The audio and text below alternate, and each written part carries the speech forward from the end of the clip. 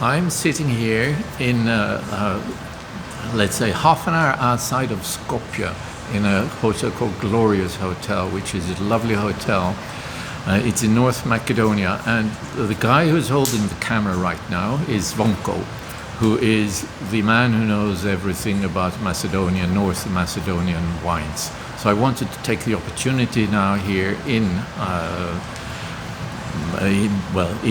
Macedonia to ask a few questions about the wines here. I've been here for the vranac selection and tasting lots of very intense red wines. So let's change over, and I'll take the camera and turn it over. And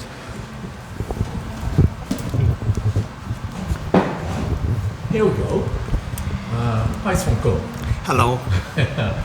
I think you are very well placed to talk about Macedonian wines because you work with wine here in Skopje. Yeah, it will be my pleasure to give the answer of what you have of your questions and to try to explain. So what you do first? What you do? I have many roles, let's say, here in North Macedonia regarding the wines, the wine industry. Firstly, I'm the president of Macedonian Association of Sommelier. Then I'm working also as a wine educator, WCT certified. What else?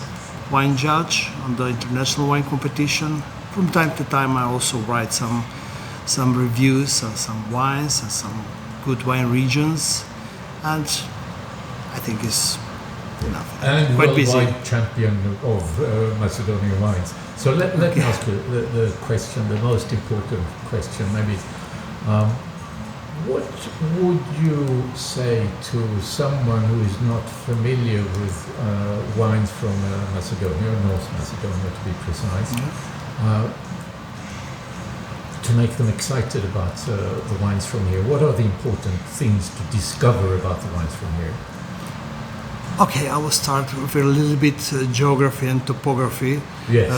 North Macedonia, it's let's say 80% it's a mountains country, so they offer a lot of aspects different for terroir. We have a lot of hidden valleys, good orientation with different climates.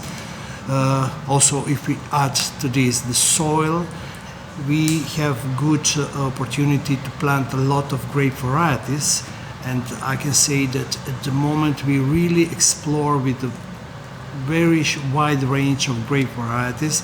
So maybe this is something exciting for someone who came on the Balkan Peninsula and especially in North Macedonia. They can taste the different grape varieties, which some of them are mostly international from other famous wine regions, but also can find some typical Balkan or indigenous grape varieties from North Macedonia. So I think it's a good idea to say a few more words about North Macedonia. Place it on the map. Where are we? We are, I will say, in the heart of the Balkan Peninsula. I usually call it Wine Peninsula here. So it will be on the map when you see the Balkan Peninsula on the center of this peninsula. So on the north we have Serbia, on the east we have Bulgaria, on the west Albania, and on the south we have Greece. So Macedonia is in the center, let's say, somehow. With the capital Skopje. Of course, with the capital Skopje.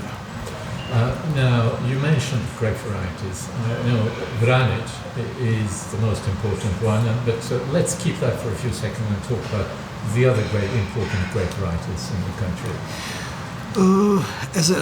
As a local grape varieties, I will emphasize the white grape variety like Smederevka, which is the highest planted white grape variety in North Macedonia. The white grape, right? Yeah, white grape variety. And from this group of white grape varieties, also very important is Temjanica, here locally called, but it's Muscat Blanc. Some of the group of the Muscat, very aromatic, but we made in a dry style of wines. From the red wine, we can point out, let's say, Kratošija, mostly recognized as a Zinfandel or Primitivo or Srednja Kaštelanski in Croatia or Tribidak in Croatia, the other name of this grape variety. Plavac Mali, which is actually also registered as a Croatian grape variety, but it's come from the Balkan Peninsula. So we have a lot of these. We also have a Furmint here and a lot of other grape varieties, because in the past, in the ex-Yugoslavia, all these republics, they have, let's say, some kind of rule. The institute exchange the plant materials to explore where they can find a good spot for growing and give the quality grape and test the wine. So some of them, we also have a Welsh Riesling or Graševina, so-called, yeah. A lot of grape varieties, really. So let's get back to Vranac. Okay. Because we're here because we have just done the Vranac selection, the first ever international competition of Vranac wines. The first time ever in history that more than or around 100 wines of Vranac has been tasted. So explain a bit more about the characteristics of Vranac and what kind of wines it makes. Okay, I will start it first. Maybe why Vranac, why not some other grape variety, and through this to explain the characteristic why we choose to be a Vranac. It's considered not only by me but the wine experts that these grape varieties have a few good points to show the style of the wines from the Wine Peninsula, from the Balkan and from the North Macedonia as well. It's not only planted in North Macedonia. And what is this characteristic? Actually, it's that can offer a good expression of terroir as the first thing. The other is good development in the bottle, I will say.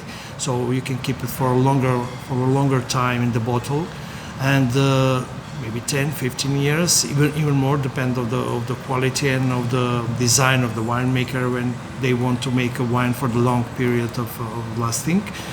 And North Macedonia, especially, we have enough quantity of this grape variety to make enough quantity of wines to be promoted and to show to the world our personality, our uniqueness of the enogastronomic segment through this Vranac. Yeah. So if you do describe the characteristics or the typical characteristics of a Vranac the typical wine. characteristics, it's we usually said that it's a very, let's say, potential. It's difficult to tame. So you need to work a lot with this grape variety in order to tame the tannins, which is very high and can be very, very harsh. Usually that's why it's going on the barrel aging to polish for a long time. Also the bottle aging as well to be more softer. In the youngness, when it's young, it's offer black fruit aroma of blackberries and with some hint of some garlic behind. Normally, the secondary aromas during the process of production, we usually make a different bétonnage or punching over or malolactic fermentation as well, which is the secondary notes came to these wines. Very high acidity can going up to 9.5 in some cases, or from high altitude, which means that it's good structured and has a potential for longer bottle aging. And tertiary notes are usually come like a mocha or coffee or chocolate, can be in dried fruits, dried plum, something which make more opulent aromas and flavors of this grape variety. So I will say that it's amazing. You can enjoy in any layers of these wines. Yeah. Thank you, Zvonko. You're welcome.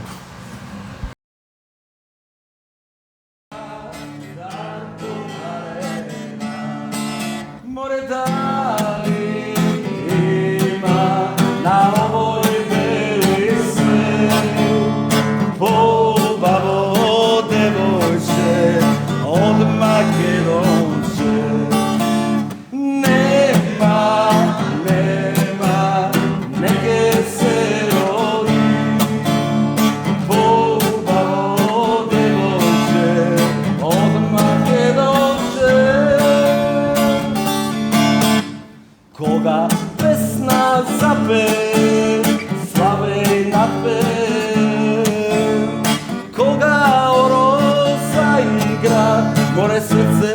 razigra. More da li ima na ovoj beli svet, pouba vode noće, odmake noće. Nema, nema, neke se rodi, pouba vode noće, odmake noće.